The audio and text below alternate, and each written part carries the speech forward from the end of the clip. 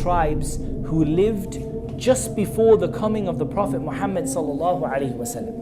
When those Arab tribes would send an army to conquer another town, they would enter into various valleys and climb various mountains. Whenever they would descend into a valley, the Prophet ﷺ told us the jinn in the valley would flee.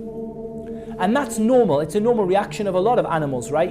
Just generally, if you come across a big army, even human beings, you come across, you're sat sort of in your little tent camping somewhere out in the park, and a huge army of people, heavily armed, sort of storming their way towards your tent, you're likely to get up and run. And that is the reaction of the jinn. However, what did these tribes used to do? They would settle themselves and camp in the base of the valley.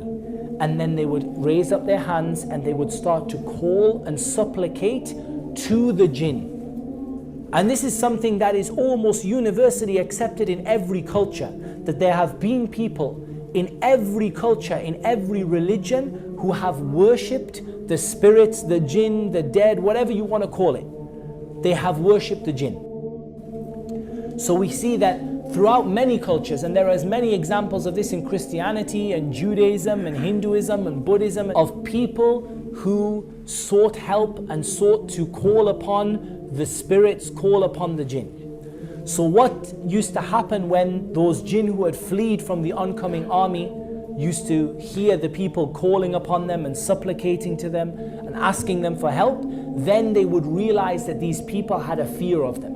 And once they sensed that fear in you, they would attack. And what would happen is those people would be increased in their supplication, because they would think, oh, these are really great spirits, powerful beings that can do so much to us. In reality, they were running away, but when they showed a fear of them, they drew them back. And this is a very, very important point.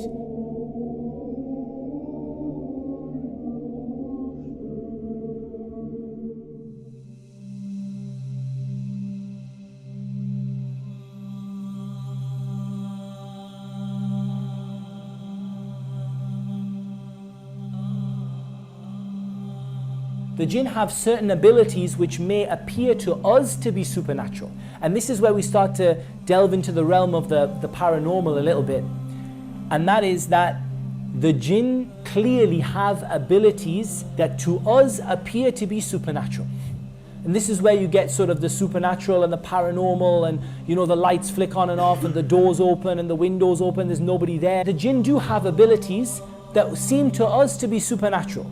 But I want to actually get you away from thinking in this way. I want you to actually stop thinking of the jinn as all-powerful, supernatural, incredible beings.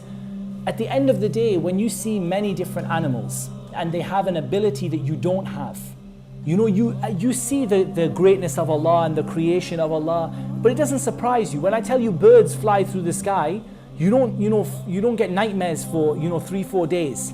When I tell you that fish swim to the depths of the sea, it doesn't terrify you. So you shouldn't be surprised that there is a creation from the creation of Allah that is able to do these things. Some of them are able to fly, but the birds can fly, so that's no big deal.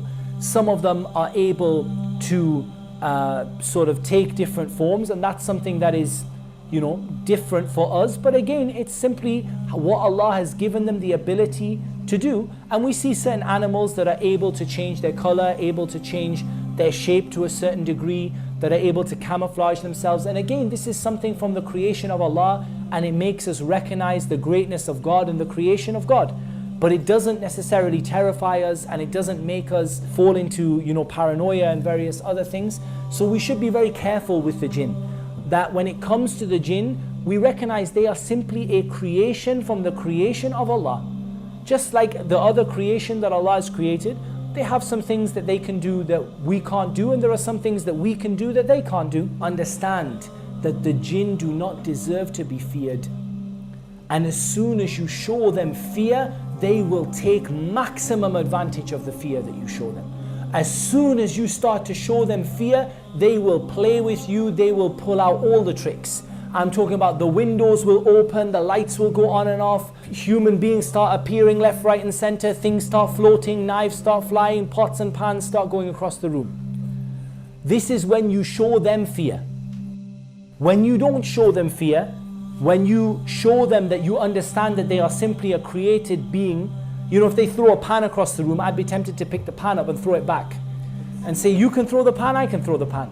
As soon as you do this, they will stop messing around, generally, and they will stop causing you, you know, these kind of creepy paranormal type things that happen. Generally, they happen when people give them more respect than they deserve. They are intelligent beings at the end of the day. They have an ability to think. And therefore, when they see that you're terrified and scared of them, they are going to play on that. They're going to play pranks with you. They're going to joke with you. They're going to cause you all of these various paranormal experiences and these various sort of things that happen, haunted houses and all the rest. And in general, I have to say that since I've started doing ruqya, I get very little of these kind of paranormal crazy things going on. Every now and again, you know, I might get one person in 50 levitate off the ground. In general, most people don't. But the reason is that when you don't show them that fear and you don't show them that, you know, reverence, then they don't cause you as many problems. So we want people to stop fearing the jinn as though they are these all-powerful spirits that can touch you from anywhere. Because this is going to take a person outside of Islam. When you fear them like God deserves to be feared, like Allah deserves to be feared, then you're going to end up leaving Islam. You're going to end up making a partner with Allah.